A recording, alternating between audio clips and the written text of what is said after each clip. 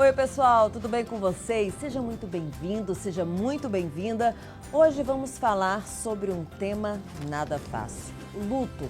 Imagina só perder alguém que você ama, ficar despedaçada e ainda assim ter forças para transformar a dor em arte. Foi o que fez a nossa convidada.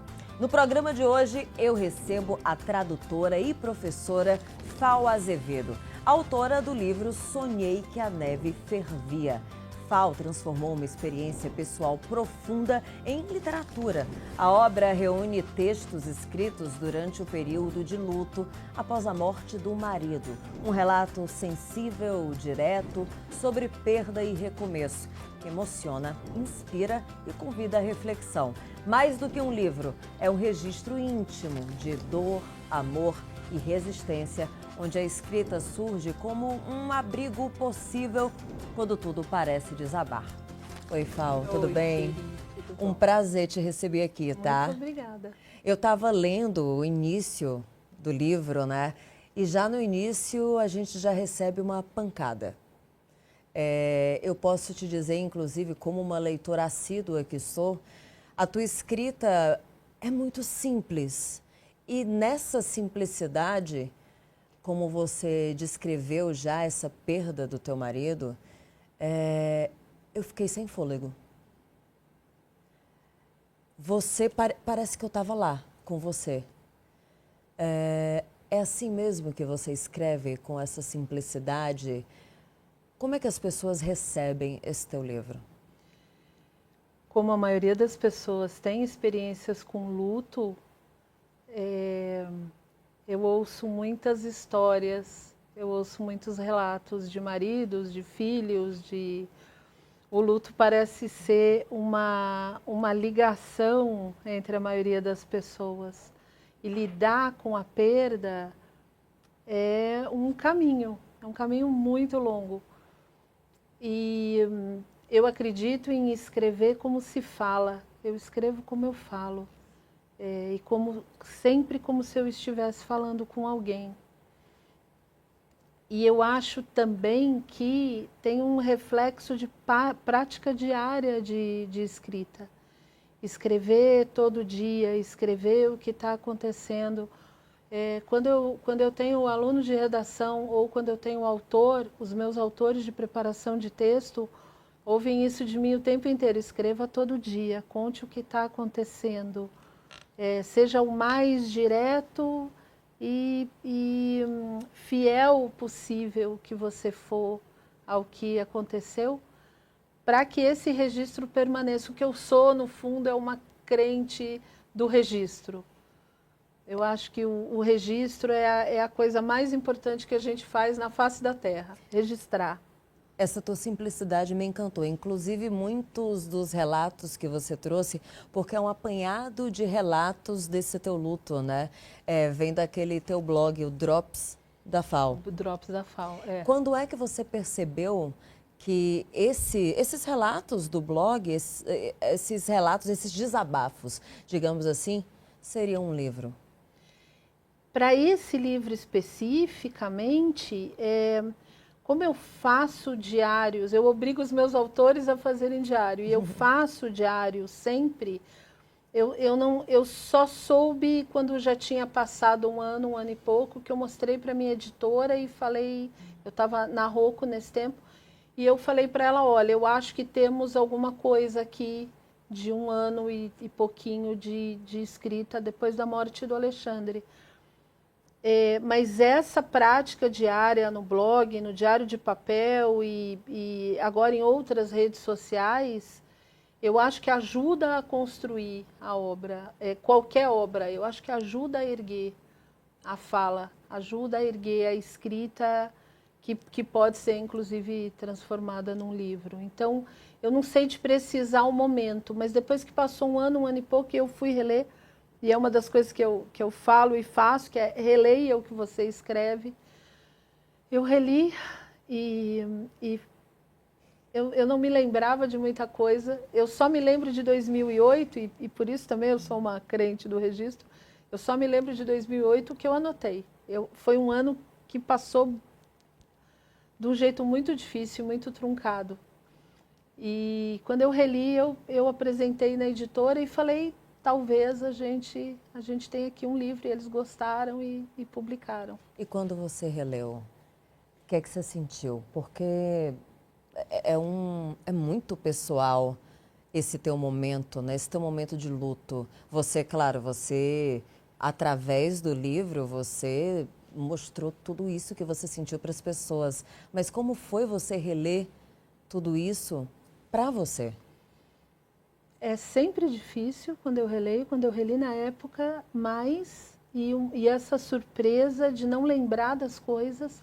Como eu faço registros muito cotidianos, eu acho que isso aumenta a estranheza, porque você não lembrar que você foi assinar um papel, você não lembrar que você recebeu alguém, é, é, é muito doloroso e, ao mesmo tempo, surpreendente, porque é uma outra pessoa com uma outra vida, sabe? Foi muito duro reler na época e é muito duro reler sempre. É um livro difícil de reler. Mas é uma dor que é preciso encarar de frente, às vezes até para viver o luto, de fato, para não ficar de luto por um período mais prolongado? Eu acho que sim.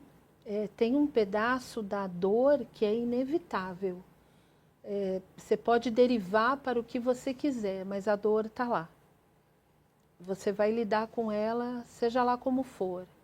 Talvez, então, seja melhor você encará-la e procurar ajuda, se precisar, e lidar com os problemas que vierem, se precisar, porque ela estará lá. Uhum. Não tem absolutamente coisa alguma que você possa fazer para se livrar dela, a não ser vivê-la, entendê-la, falar a respeito, processar, buscar ajuda na medida do possível. Para mim, pelo menos, é esse o mecanismo e foi esse o movimento. Não me parece que seja possível simplesmente falar, não, tá tudo bem, nada dói, vamos em frente, é isso aí. Nós vamos em frente porque a vida segue.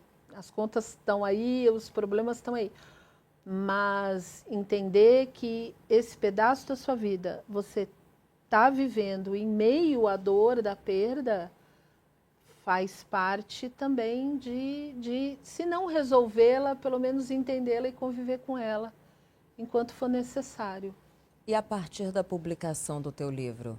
Como você disse no início, né, todos nós vivemos lutos. Às vezes, talvez, não de um ente querido tão próximo, não de um marido, não de um pai ainda, mas de um cachorro, de um trabalho que foi tirado de você. São lutos, um plano que não se concretizou, que foi tirado de você. Enfim, são lutos.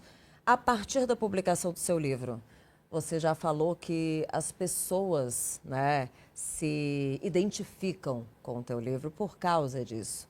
Você escuta muitos relatos, as pessoas chegam até você para dividir mesmo? Como é que, e assim também, como é para você ouvir, né, os lutos das pessoas? No começo era muito duro. O Ale morreu em 2007, o diário é de 2008, o livro foi publicado em 2012. Então, durante alguns anos eu retrabalhei e reli e preparei o texto. Então, eu estava muito dentro da minha história. Mas, quando ele foi publicado, ele alcançou um monte de gente, um monte de dor, um monte de perda, um monte de luto. E as pessoas, e eu diria generosamente, voltam para mim com as histórias delas. O livro tem 14 anos de publicação, eu ouço histórias até hoje quase diariamente. Recebo foto da pessoa que se foi, ela era assim, a gente está nesse momento aqui, estamos na praia, estamos na lua de mel, foi quando ele nasceu, foi quando ele entrou, não sei em que ano da escola. Ao mesmo tempo que é muito duro, eu me sinto muito privilegiada em merecer esse pedaço tão íntimo e tão delicado da vida das pessoas, sabe? A pessoa geralmente não me conhece, me manda uma DM no Instagram ou me manda um e-mail e fala, eu vou te contar o que aconteceu. Meu filho, meu marido. É muito duro e é muito lindo, é muito bonito, assim. E as pessoas se disporem a contar a história delas para você, você sabe, você vive disso, é, é uma Sim. alegria, é um privilégio, mas é duro, é duro. Eu confesso, posso ser eu uma pessoa também a te Por falar? favor, por favor. Eu confesso que eu vivo disso também, né? Eu escuto as histórias das pessoas e eu mesma sou uma contadora de histórias, sou uma escritora, né? Do cotidiano. E eu ouvi histórias de luto a minha vida inteira das pessoas, mas eu mesma só entendi quando eu vivi o meu luto mais profundo, que foi a morte do meu avô em 2024.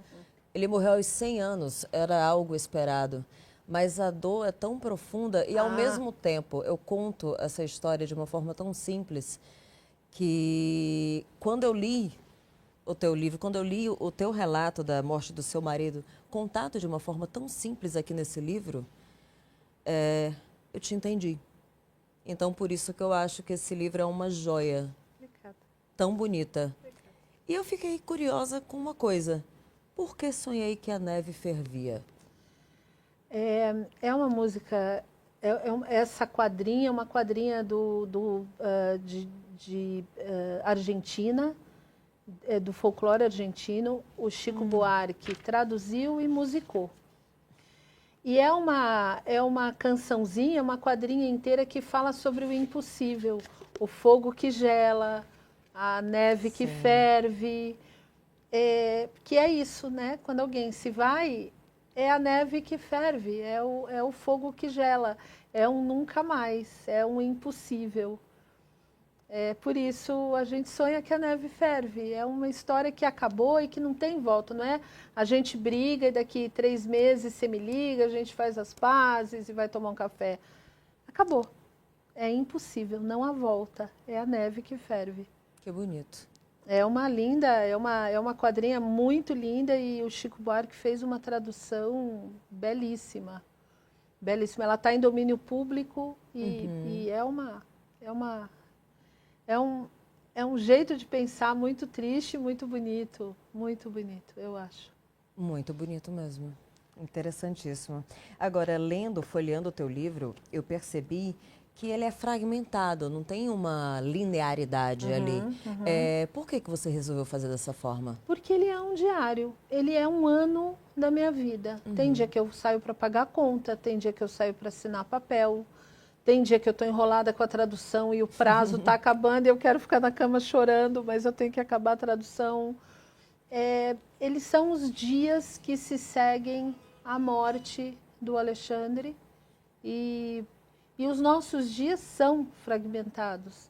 Quando você olha de longe, a sua história é linear, mas os seus dias são uma porção de fragmentos correndo atrás de uma história cotidiana.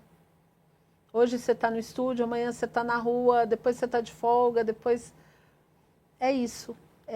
São meus dias, e são meus dias. São meus dias. E você se sente fragmentada também, né? Muito. Nossa, essa é uma fase que... Tanto que, é sério, eu não me lembro de um monte de coisa. Eu tenho flashes. Se você me falar, Fal, lembra, você foi ao cartório tirar fazer uma autenticação do atestado de óbito e aí a gente saiu de lá e foi tomar um suco, eu não me lembro. Velório do Alexandre, eu não me lembro. Eu lembro de coisas, assim.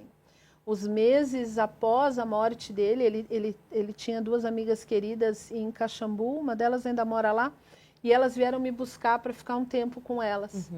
Eu me lembro de coisinhas, eu sou incapaz de juntar as semanas, os meses que eu passei com Esther e Ana Laura. E é assim mesmo, você se reconstrói num mundo de sentidos e conforme você se reconstrói, você perde pedaços, como quando você é pequenininha. Você não lembra da tua vida aos 3 anos como você lembra da tua vida aos 20. Porque aos 3 você está começando. É mais ou menos isso. Para mim, pelo menos, foi muito assim. Mas Foi transformar isso em arte, em literatura, você se reconstrói e vira uma pessoa talvez melhor, uma melhor versão de si?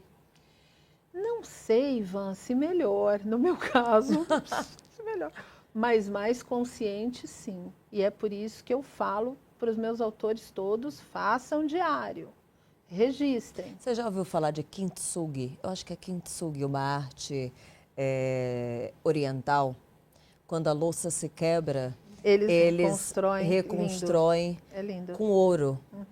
Então a louça se quebrou, mas ela virou uma coisa. Ainda dá para ver todas as rachaduras. Dá para ver. Exatamente. E eles têm esse cuidado. Mas eles colam com ouro. Eles Ou colam seja, com ouro. as rachaduras estão lá, mas é uma coisa mais valiosa. Exatamente. Você falando me deu a impressão, essa impressão em você. Que bom. Nossa, que honra. Eles têm esse cuidado, eles reconstroem a peça, mas eles têm o cuidado de mostrar exatamente onde ela se partiu. E essa impressão me veio quando você estava falando. Queria te dizer isso. Obrigada, muito obrigada, e eu acredito muito nisso.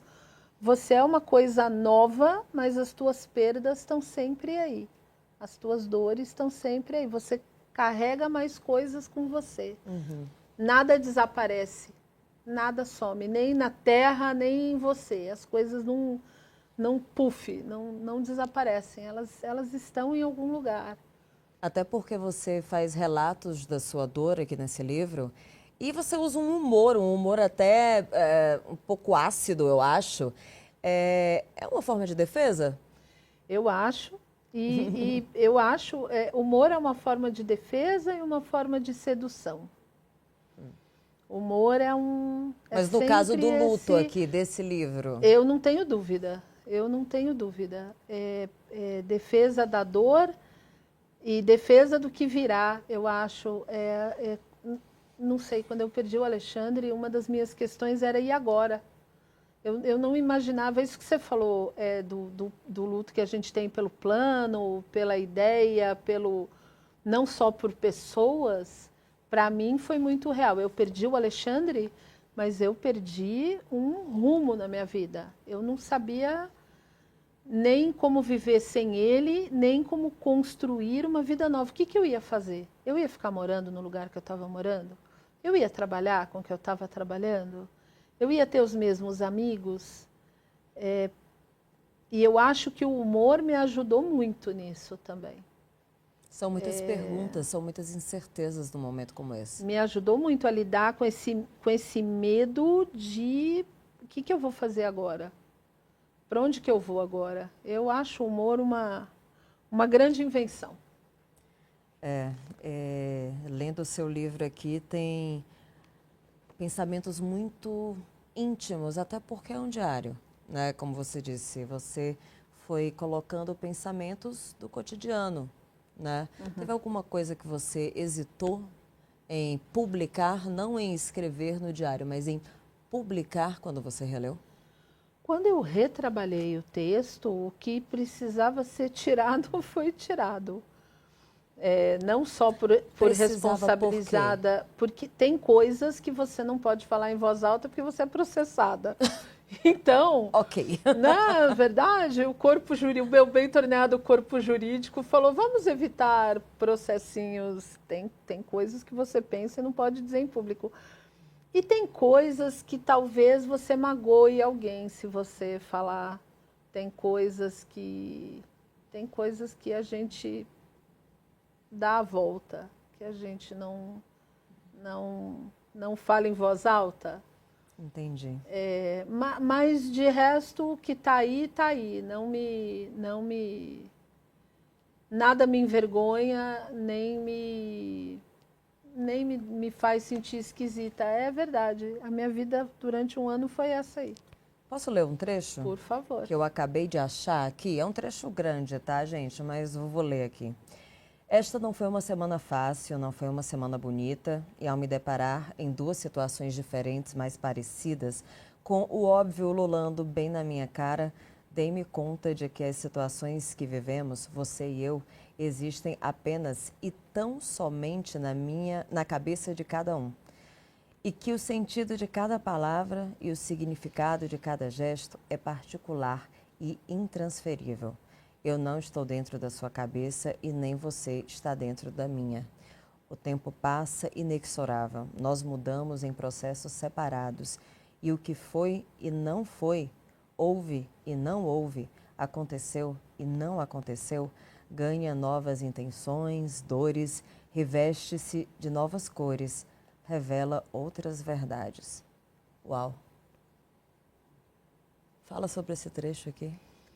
Uau, eu só digo uau. É isso.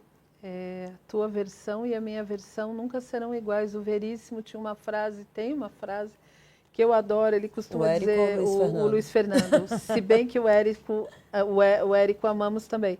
Mas o Luiz Fernando, o Luiz Fernando dizia, não existe a verdade, existe a versão que colou. A sua versão é sempre diferente da minha. Eu não sei, eu não conheço a sua vida de verdade e você não conhece a minha vida de verdade. Por mais fotos que eu poste no Instagram, por mais coisas que eu te conte, por mais que eu publique um diário íntimo, por mais você não sabe o que eu vivo e eu não sei o que você vive. E essa consciência de eu não sei o que tem na sua cabeça, você não sabe o que tem na minha. E a vida segue, eu acho que é uma das grandes questões que você lida no luto. Entender que a perda da mesma pessoa significa coisas diferentes para cada um. Eu ouvi um monte de amigos do Alexandre, depois da morte dele, um monte mesmo, ele era muito amado.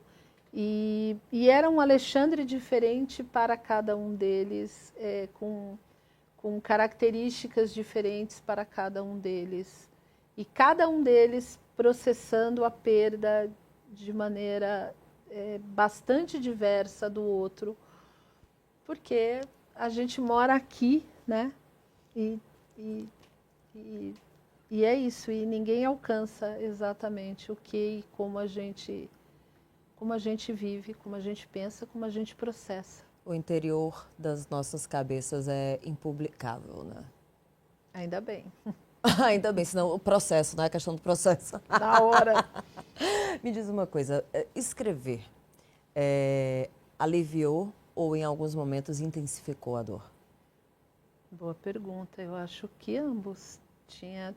Tem até hoje muita hora que eu paro para chorar.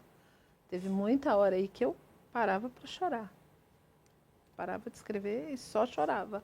Ou escrevia e depois ia reler e chorava. Mas, ao mesmo tempo, ser capaz de colocar as palavras no papel. Para citar outro grande, Caetano Veloso, como é bom poder tocar um instrumento.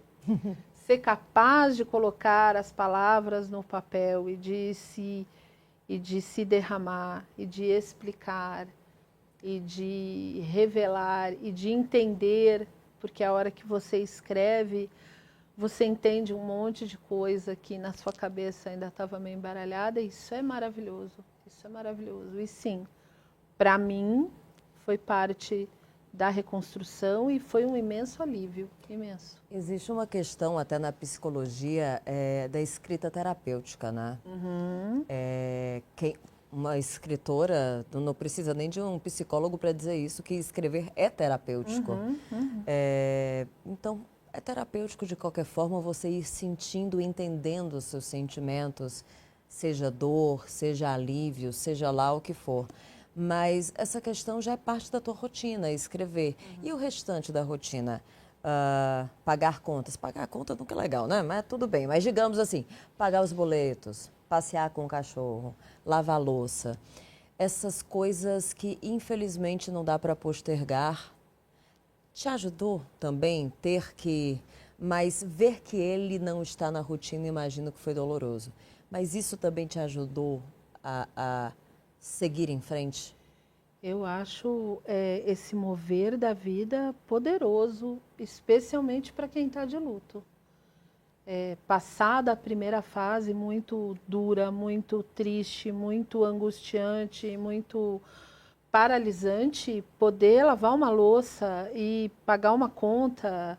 Em 2008 a gente ainda pagava muita conta no banco. Uhum. Pegar Tinha uma que ir fila, lá, né? sucesso. Ajuda muito, assim, essa sensação de que, tá bom, tá tudo horroroso. Eu tinha um cachorro nessa época, que era o cachorro do Alê, que era o Baco. Tá tudo horroroso, mas o Baco precisa passear. Então, às 5 da manhã, você calça os tênis, passa a trela no pescocinho do Baco e vai para a rua, porque a rua continua lá.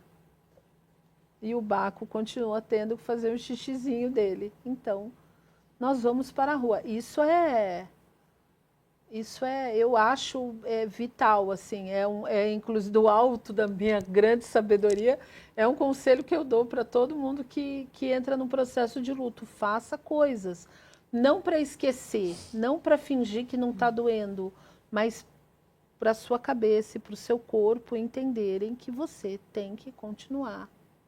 Porque você tem que continuar. E quando o Baco se foi? Meu Deus, o Baco morreu 8 anos depois do Alexandre.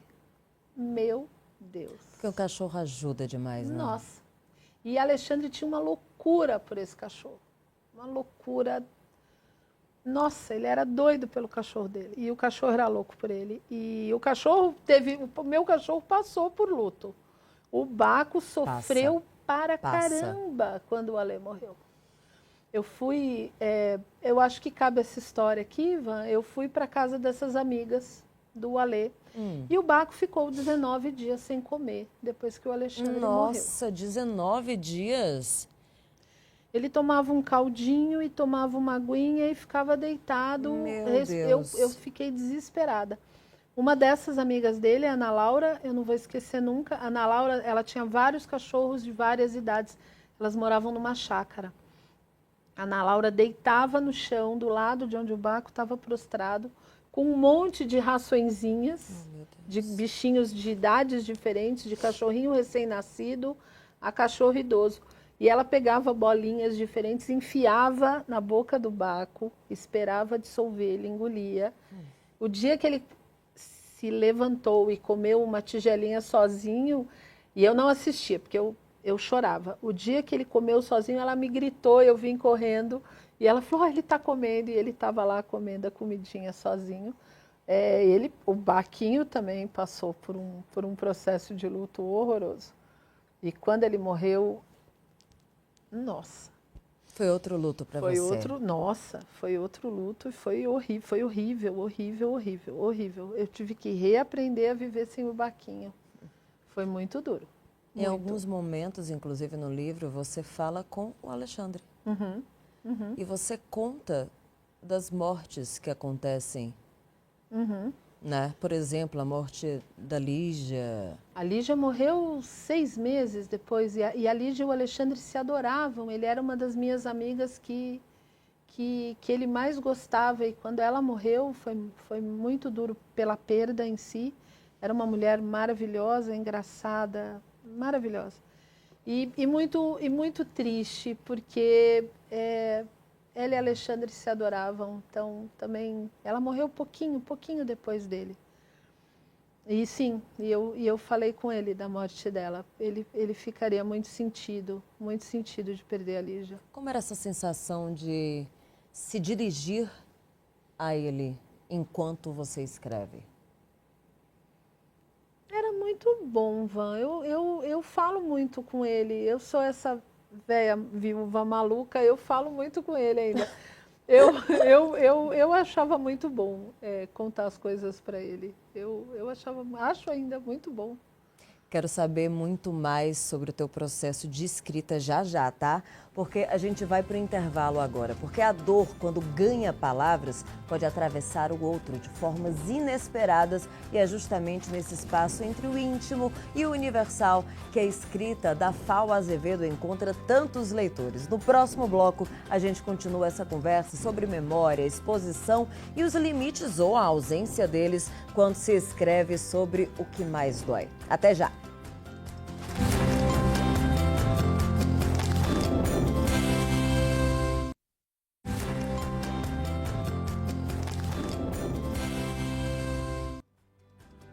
Já de volta com a tradutora e escritora Fal Azevedo. E aqui com esse livro maravilhoso dela, Sonhei que a Neve Fervia, mais um assunto muito delicado, né, Fal? A gente está falando de luto. É sobre isso que seu livro fala. E eu vi aqui nos seus olhos, em muitos momentos, o seu olhinho brilhando, acho que de emoção, por revisitar essa versão de si, né? Essa sua versão em luto, que talvez ainda esteja. Como é para você quando você falou que você releu, né, o seu blog, releu os seus textos para publicar esse livro? Você viu outra Fal ou você viu a mesma? Foi doloroso, você disse, mas é como se você tivesse visto uma outra versão de si? Eu acho que o luto te transforma. Eu acredito muito nisso, pelo menos eu passei por isso e continuei a mesma Fábia em muitos sentidos e muita coisa em mim mudou, muita coisa se perdeu. Eu acho que o luto te transforma, te muda. Te deixa mais sensível, mais empática? Te deixa mais sensível nos pontos, mais dura na queda nos outros, mais preparada para o que pode vir de ruim nos outros. Quando você perde, aos 36 anos, você perde um marido de 40, você não está preparada, isso não está em nenhum plano de ninguém. E entender que a vida é isso, que a vida, muitas vezes, Van, é um trem que não segue exatamente nos trilhos programados, é parte de crescer e te muda sim, e te transforma sim, eu acho. Aos 36 anos, perder o marido de forma inesperada. Como é que eu posso dizer isso? Tem um certo... Eu vou dizer culpa, porque talvez seja um sentimento que talvez uma pessoa tão jovem tenha sentido. Há uma certa culpa em seguir em frente? Em tentar seguir em frente? Muita. Não deveria existir. Mas você Entenda o que eu sente. estou dizendo. Mas existe Mas esse sentimento? você sente, eu não imagino como possa não haver culpa, sabe? Você faz 40, você faz 41. Quando eu fiz 41, eu falei para minha melhor amiga, eu sou um ano mais velha do que Alexandre. É horrível. A idade dele congelou no tempo, né? E você continuou, mas é como se dentro de ruim. si você não pudesse ter continuado. Ele morreu em 2007, eu lancei um livro, o Minúsculos Assassinatos e Alguns Copos de Leite, em 2008. Ele me viu escrever esse livro, ele batizou a maioria das personagens. Eu lia em voz alta para ele todas as noites quando ele voltava do trabalho, a noite do lançamento do livro, que ele não estava lá. E eu estava. Além da perda, além da dor, além da saudade, uma culpa imensa. Eu estava lá lançando um livro, sabe? Muito da feliz e muito da animada e muito da... E ele tinha morrido. É uma culpa imensa. É um dos grandes trabalhos para mim. Eu tive vários trabalhos nesse luto. Um deles foi lidar com essa imensa culpa de seguir em frente, de continuar vivendo. É muito ruim. E eu não imagino. Você tem toda a razão, ninguém devia sentir culpa por isso. Não. E, ao mesmo tempo, como não sentir? Se alguém souber, me conta. Eu não soube. Confesso que também não sei. Me colocando no seu lugar, né? É difícil. mas você escolheu colocar isso, né, no seu blog, e aí várias pessoas liam o seu blog e acompanharam o processo junto com você. E a gente sabe que a internet pode ser tóxica, né? É muito tóxica. Houve isso com você? Houve alguém que houve comentários horríveis? Houve alguém que te fez sentir culpa ou não? Foi o contrário? Não, ninguém me fez sentir culpa, mas eu recebo até hoje muitos e-mails e DMs reclamando que o livro é muito triste e o livro me deixa muito triste, viu, Fal? Olha, seu livro acabou comigo, brava, assim. Oxe! E aí eu falo, então, amada, eu fiquei triste também. Eu concordo com você, Então, eu também fiquei muito mas triste. é porque era o meu sentimento, né? Eu tava triste. É um livro sobre luto, a gente fica triste mesmo. E olha amor, que você força. usa um pouco de humor ainda, Tem que né? usar, senão Senão você não vai segue falar? em frente. O que você Senão vai não responder? levanta a cabeça, né? E a pessoa séria assim, e brava comigo. Não, Chateada com você. tinha que ter um aviso logo no começo, que se a pessoa não estiver bem, é melhor não continuar a leitura. Eu falei, amado, se você não estiver bem, você não deve sair da cama. O que eu escuto, de vez em quando, alguém reclama que o livro é triste. Entendi. E eu já ouvi reclamação também que o livro é triste, mas no meio eu fiquei rindo. E eu não acho que você devia me fazer rir numa hora que eu estou lendo uma coisa triste, estou triste. Eu falo, Então, essa é a parte tóxica, né? Digamos. né? Fazer o quê, né? Eu Cada ri. um lida Então, do jeito que tô pode. bravo, porque eu ri no meio da história triste. Eu falo, desculpa, amor, eu vou tentar não fazer mais você rir, desculpa. Fazer o quê? Fazer o quê? Você acha que a forma como você escreve, sendo muito simples, direta, do jeito que a gente fala mesmo, né? Do jeito que as pessoas falam, sem florear, sem enfeitar, talvez dê essa sensação também nas pessoas?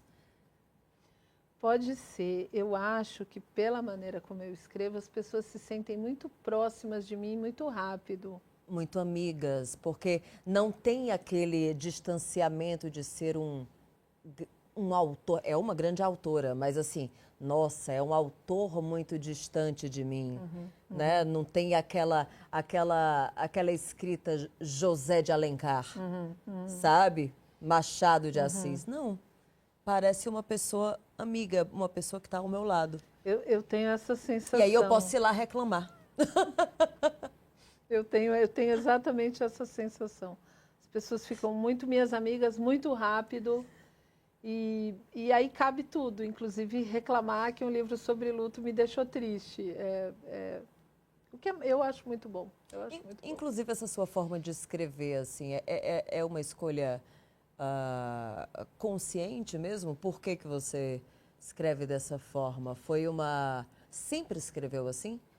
Eu sempre escrevi assim, tento escrever cada vez mais assim, cada vez mais próximo de como eu falo e de como eu penso. Meu objetivo maior assim da escrita é pensar e passar para o papel. Ser capaz dessa...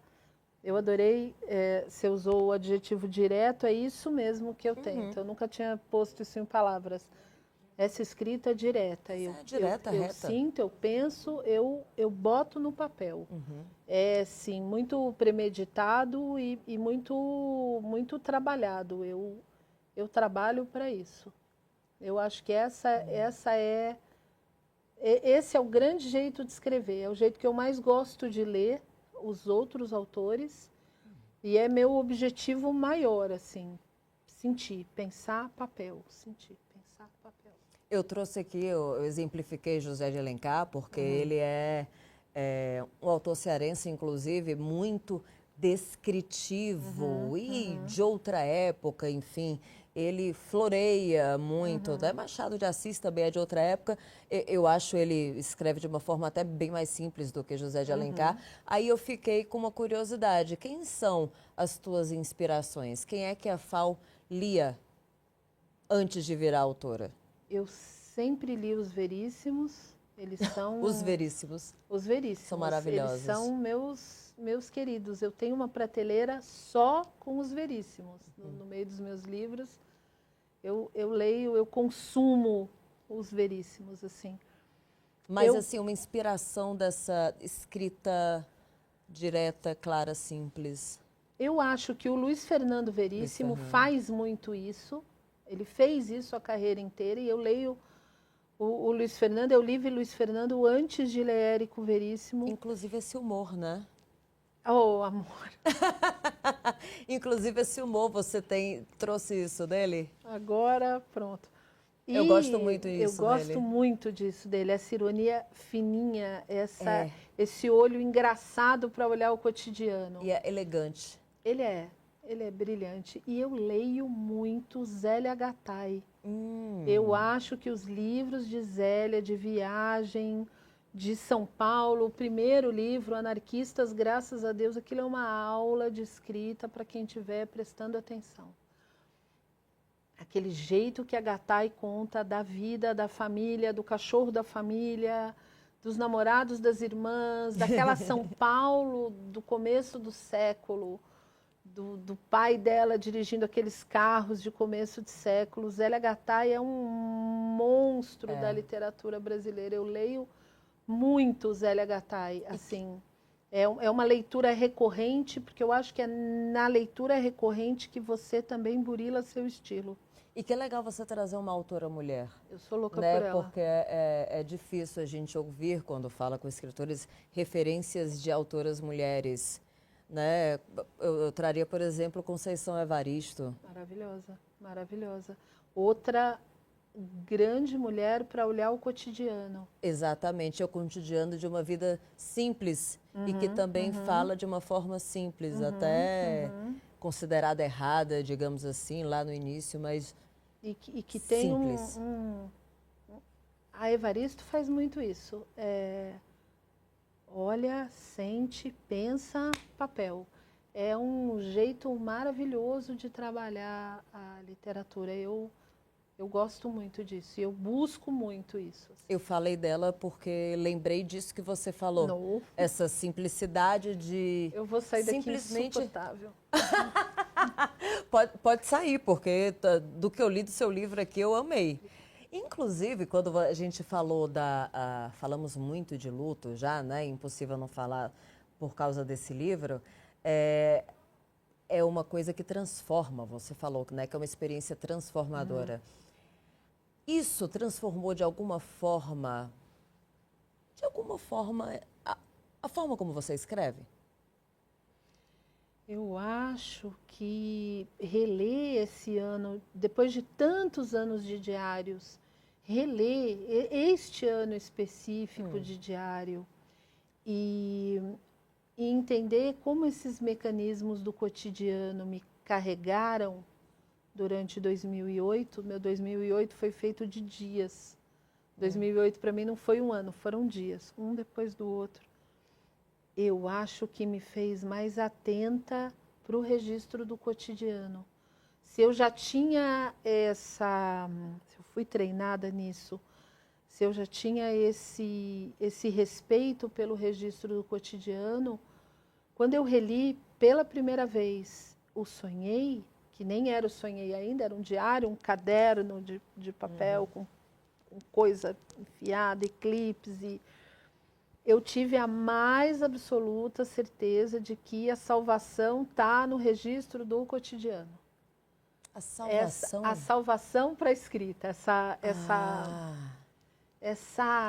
esse trabalho de olhar em volta e lembrar que ali era preto, tinha uma moça sentada ali, a hora que eu andei pela calçada eu sentia a sapatilha pisando nas pedrinhas, o PM da entrada da Lesp foi procurar nosso nome na lista. Essa atenção para o que está em volta, esse olho para o que está em volta é muito importante. É tão importante para o escritor quanto o mundo que ele inventa na cabeça dele. É uma construção da sensibilidade, né? De atenção aos detalhes, de sensibilidade, de não perder Porque é muito fácil você escrever o que todo mundo vê. Mas aí está a construção do que ninguém vê. E é muito fácil você falar, Van, eu não vou anotar que isso aqui não tem a menor importância. Eu não vou descrever, eu ouço muito isso dos meus autores, eu não vou descrever uma ida à padaria, Fal. Vai, senta a bunda nessa cadeira e me conta como foi de pegar o elevador até comprar a mussarela e até voltar para casa. Fale sobre o seu cotidiano. Leia Zélia Gattai e fale sobre o seu cotidiano. Tem alguma diferença, inclusive, porque dos leitores ali, da internet, dos leitores do livro, ou da sua relação com eles? Eu acho que tem, porque o leitor da internet que me vê em rede social, que lê meu diarinho, que até um convite, eu tenho um projeto de WhatsApp que se chama Diarinho. Todos os dias ou quase, apesar do projeto chamar Diarinho, eu não sou muito assídua, mentira, mas eu não escrevo todo dia. Eu mando todo dia um texto para um grupo de WhatsApp, que é gratuito e que ninguém fala, não tem briga, não tem discussão. É democraticamente, só eu falo. E quem me lê na internet, me lê em rede social e lê o blog, lê o diarinho, tem mais noção do meu cotidiano, porque né, me vê criando o que eu vou transformar depois em peça de ficção. Pelo WhatsApp? Eu quero estar nesse negócio. Te dou meu número. Porque ali eu falo, estou escrevendo um conto sobre o fim do mundo. E aí meu cachorro chorou, então eu parei de escrever e fui pegar o Otelo no colo. Esse leitor da internet entra mais, eu acho, na vida, para todo mundo, não só para mim. Então muda a relação. O cara que lê meu livro me manda geralmente e-mail, quem só lê o livro manda geralmente e-mail. Me manda um e-mail falando, olha, li o livro, achei isso, achei aquilo, chorei, não queria chorar. Quem mandou você escrever um livro de luto, então eu chorei. Tem esse eu gostei, eu vou te contar sobre a minha perda, sobre alguma coisa que eu passei. Mas o cara da internet me vê postando a minha caneca de café com leite. Vê minha mãe vendo, depois que eu perdi meu marido, eu voltei a morar com a minha mãe. E eu menti para minha mãe que eu ia ficar só uns 6 meses, 1 ano, e tô lá até hoje. Mas hoje? Não vamos falar isso, não. Não vamos. Deixa, senão ela vai voltar nesse assunto, né? Eu acho que ela ainda não percebeu, então vamos em frente. Eu posto a minha mãe com o cachorrinho no colo, com o gatinho no colo. De todos nós, eu acho que não só comigo, mas de todos nós que usamos rede social, há um conhecimento maior da vida e do cotidiano do outro, se ele permite, e isso altera a relação do leitor. Eu acho que o leitor se aproxima mais, conta mais histórias, dá mais depoimento, pergunta mais, o que você está fazendo agora, o que vem depois, é uma relação mais próxima. E é uma relação, eu acho, muito bacana. Você não é daquelas autoras que escracham a internet, definitivamente, né? Não, a internet... Eu arrumo aluno, eu dou aula, né? De inglês, de espanhol, de português, eu arrumo aluno na internet. Eu publico livros, a minha editora publica livros também na internet. Nós somos lidos na internet, eu falo dos meus livros na internet, eu não demonizo a internet, não. Eu acho a internet um veículo ótimo. Eu me lembro como era, eu sou velhinha, eu me lembro como era sem internet. Velhinha nada. Eu acho com a internet melhor do que sem internet. Eu acho que o mundo ficou melhor com a internet. Falando em diário, eu lembro que quando eu era criança mesmo, adolescente, sempre amei escrever e ler. Muito bem. Obrigada à minha mãe que me fez gostar de ler. Eu escrevia diários. Sei lá o que é que eu escrevia, tá? Você começou a escrever assim? Comecei a escrever assim. À mão, sem ser pela internet, à mão? À mão. Como era?